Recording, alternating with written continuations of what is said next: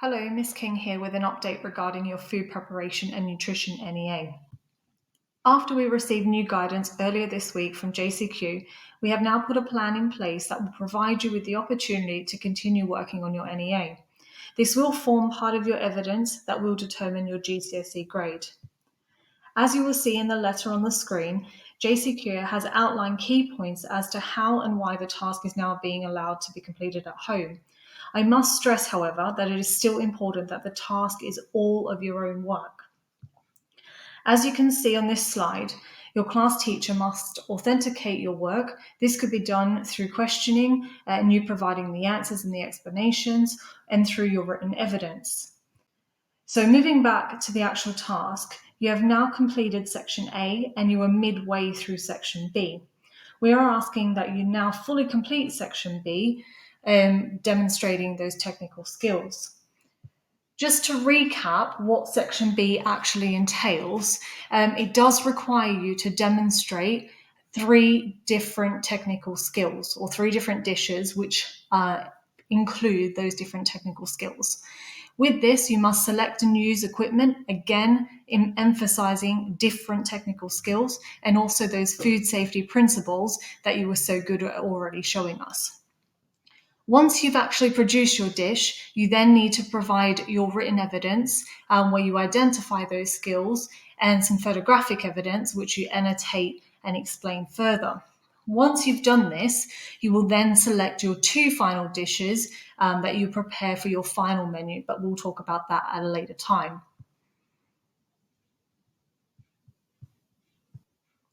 On this slide, you'll see the marking criteria for the section B.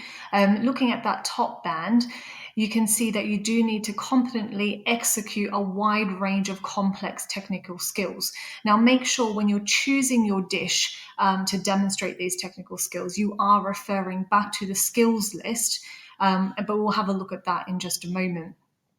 Also in that top band, you can see that you use appropriate equipment that both confidently and accurately, so taking into account the purpose and the function of that piece of equipment, are you using it for its intended use, but also your health and safety components as well. Finally, in that top band, you can see that you need to include an extensive review of your technical skills.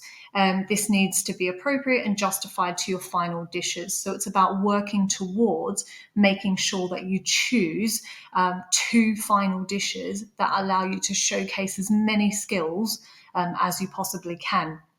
Looking at the lower end of the marking criteria, which we want to try and avoid, you can see that basic technical skills are not going to get you in those top bands where we want you to be. So please make sure you are looking at that skills list to identify complex skills rather than basic ones.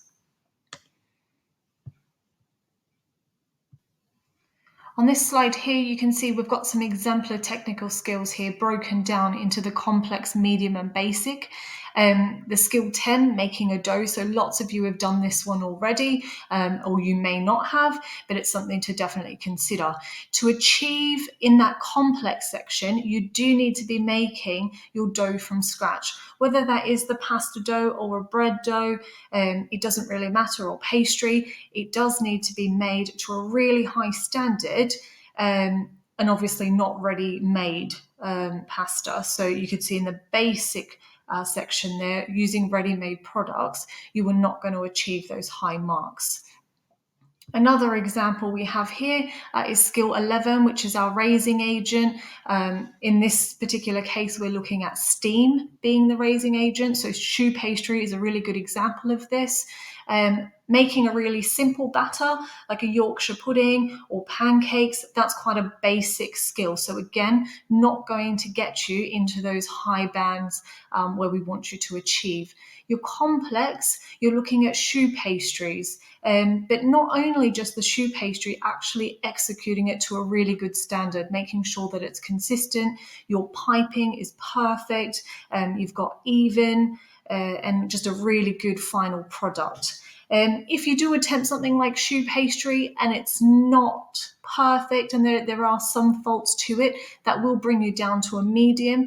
But this is your chance during these technical skills to experiment and to trial and to practice. So that way, when you do come to your final dishes in that final exam, you are, producing something that is of a really good skill. And the last one we can look at here is skill number 2, which are our knife skills. So this uses an example of filleting a fish. Obviously, using pre-filleted fish, or it could be chicken or another meat cut, this is going to put you into the basic skills. Again, the lower mark bands. Getting up to those complex skills and the higher mark bands, you do need to be portioning and deboning a whole chicken or filleting that whole fish. Again, if you don't execute that skill to a really high level, it does bring you down to the medium. But again, practice makes perfect, and that's what we're going to encourage.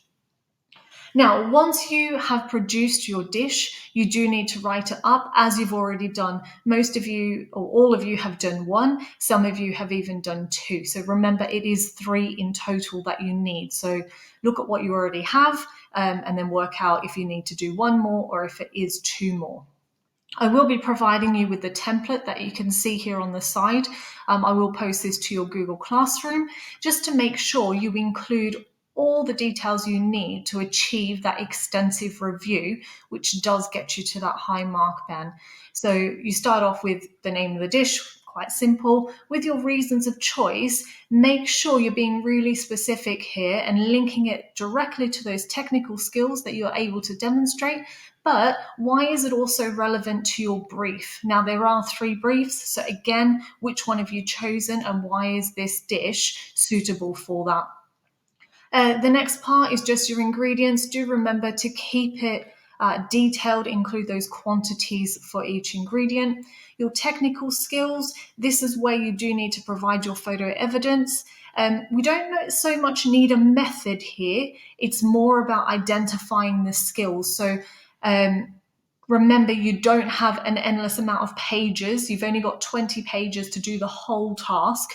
And this is only one section. So don't carry this on to 5-6 pages. You've got to keep it detailed yet precise as well. So keep it straight to the point. You can see on the left there, that's just an example of some of the photos, if you were to fillet a fish, of how you might lay it out. Again, totally up to you how you decide to do that. You then need to conduct a sensory evaluation or a sensory analysis on your dish. Remember to get tasters to also comment on your dish. That way it's not just yourself. Remember, you need to consider the appearance, including the color of the dish, the way it looks. Is it appealing? Is it appetizing? Have a look at the texture, the taste, and the aroma as well.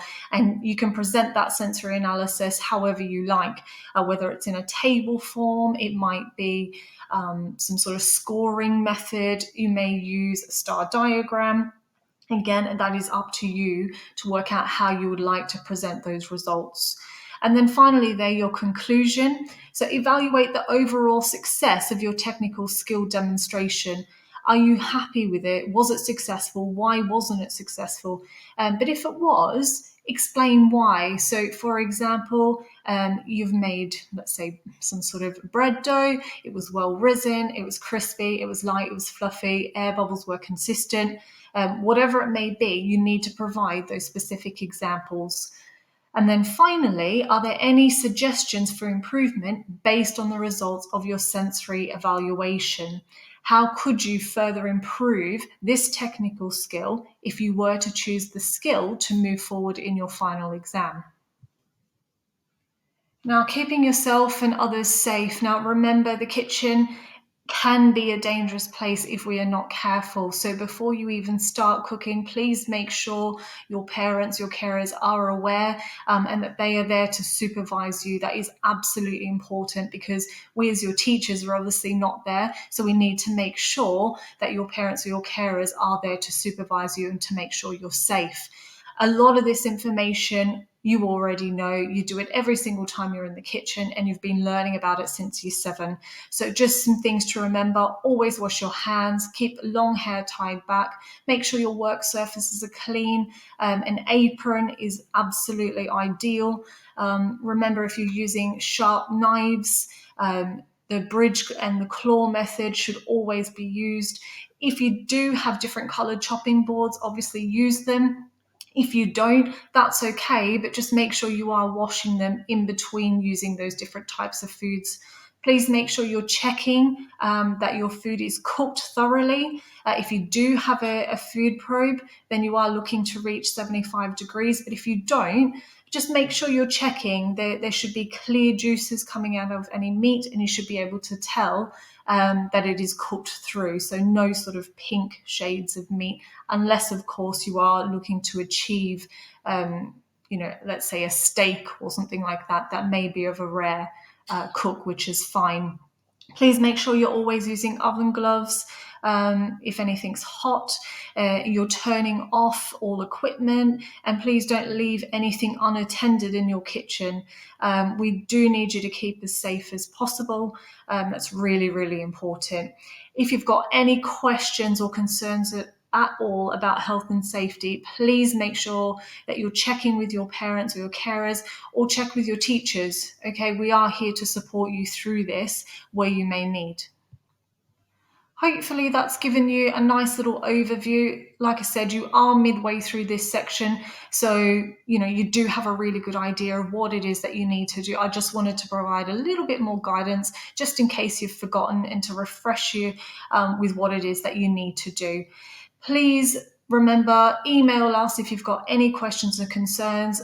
There's never ever a stupid question, so please don't hesitate with that. We are here to help. All the best and good luck, and we look forward to seeing some of your technical skills that you're about to demonstrate.